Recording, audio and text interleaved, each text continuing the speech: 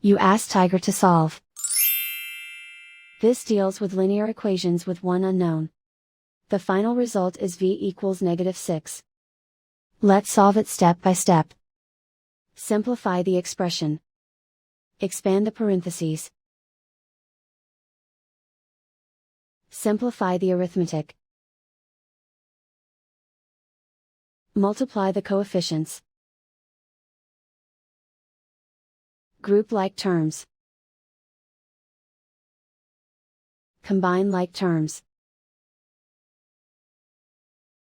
Group all constants on the right side of the equation. Subtract 6 from both sides. Simplify the arithmetic.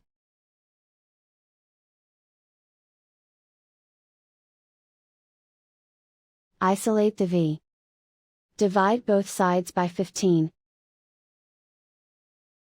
Simplify the fraction. Find the greatest common factor of the numerator and denominator. Factor out and cancel the greatest common factor. And so the final result is v equals -6.